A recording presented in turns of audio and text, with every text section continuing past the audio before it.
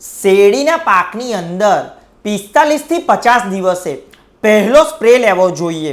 અને પહેલો સ્પ્રે શા માટે આપણે આ સમયે જ લેવો જોઈએ?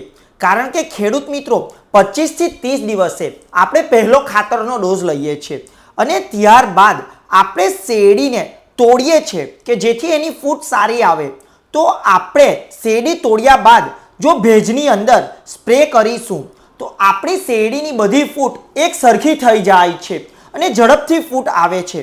તો એ માટે 200 લીટર પાણીની અંદર 13-40-13 અથવા 12-26-20 1 kg પીડીઆઈ 500 ml, ન્યુટ્રીપોલ FF 500 ml, નેનો ડાઈ 500 ml, પ્રોફેનોપ્લસ સાયપર 250 ml અને કાર્બન ડાઇઝિંગ મેન્કોઝેબ 250 ગ્રામ લઈ અને આપણે સ્પ્રે કરવો જોઈએ।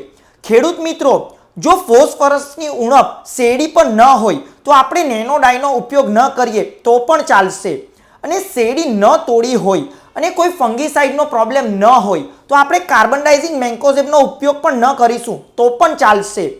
આટલું જ દવા લઈ અને આપણે સ્પ્રે કરીશું તો આપણી શેરડીની અંદર બધી ફૂટ એક સરખી થઈ જશે અને શેરડીનો વેજીટેટિવ ગ્રોથ વધશે।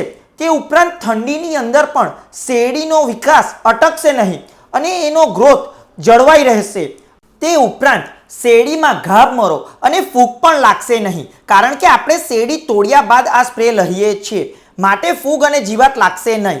માટે આપણે શેરડીની અંદર 45 થી 50 દિવસની અંદર પહેલો સ્પ્રે લેવો જોઈએ। આવી જ વધારે માહિતી માટે આપ અમારા વોટ્સઅપ ગ્રુપમાં જોડાઈ શકો છો, જ્યાંથી પણ આપને રોજબરોજ આવી જ ખેતીની નવી જાણકારી મળશે। ધન્યવાદ।